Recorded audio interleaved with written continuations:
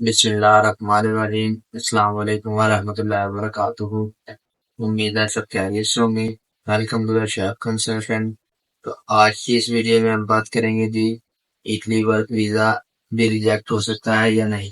तो वीडियो को शुरू करने से पहले चैनल को सब्सक्राइब कर ले ताकि आने वाली वीडियो आप तक पहुंच ही रहे।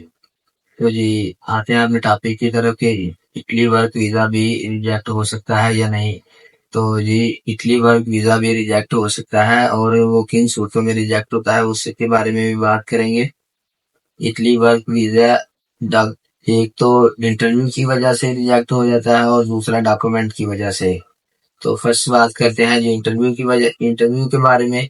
तो अगर वो इंटरव्यू के दौरान आपको उनके सवालात का जवाब नहीं आता तो इस सूरत में भी आपका वर्क वीजा रिजेक्ट हो सकता है और ज्यादा चांसेस इसके वीजा लग जाता है, रिजेक्ट बहुत कम होता है।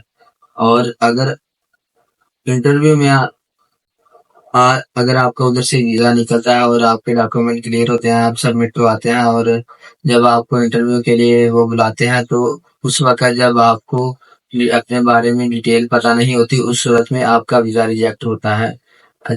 रिजेक्शन इस वजह से वो रिजेक्शन लेटर इशू कर देते हैं। ये रिजेक्शन लेटर के ऊपर ये आता है कि आपको अपने वर्क के बारे में डिटेल का ही नहीं पता। तो पिछले दिनों में हमारे एक जानने वाले थे, उनका वीजा रिजेक्ट हुआ था तो उनके ऑब्जेक्शन रिजेक्शन लेटर पे लिखा हुआ था जी आपको अपनी डिटेल ही नहीं पता, आपने काम क्या करना है और किस आपने आपका वीजा कितनी देर का है। अगर आपका सीजनल वीजा है तो आपको पता होना चाहिए कितनी देर का है और मैंने अपना काम खत्म करके वापस आना है या उधर रहना है।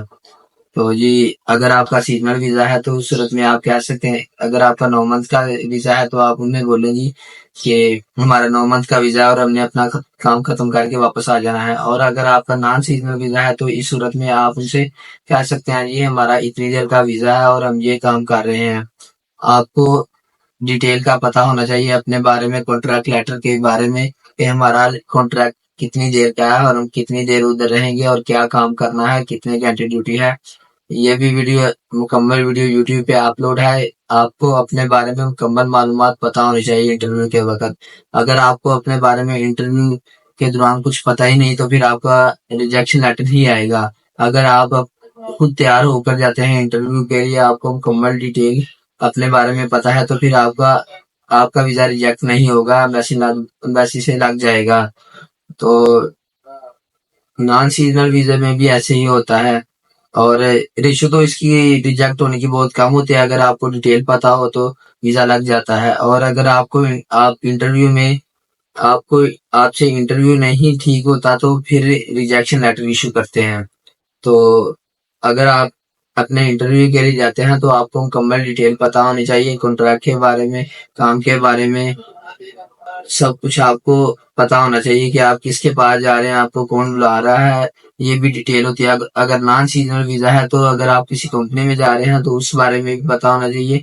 वो ये भी सवाल कर सकते हैं कि वो इटालियन जो आपका मालिक है इटालियन नॉन सीजनल वीजे में, वो उससे कैसे आपका राब्ता हुआ है। तो आपको ये भी पता होना चाहिए कि कैसे मेरा राब्ता हुआ है। आप उनसे ये कह सकते हैं कि जी फोकल पर्सन था, हमने उससे उर्दू से बात की थी और उसने आगे उससे इटालियन में बात की थी और हमारा वीजा ऐसे निकला है। और अगर आप सीधा कहें जी हमने इटली में बंदे से बात की थी, फिर वो बात आ जाएगी कि आपको इटालियन जुबान आती है या नहीं। तो आपको इस तरीके से बात करनी होगी उनसे कि वो मुतमिन हो जाए। अगर वो कहते हैं जी आपने वीजा कैसे लिया तो आप बोलें जी इटली में हमारा फोकल पर्सन था, हमने उससे बात की थी और उसने आगे इटली में बैठे पर्सन से बात की थी। तो रिजेक्शन बहुत कम होती है अगर आपको अपने बारे में डिटेल पता हो।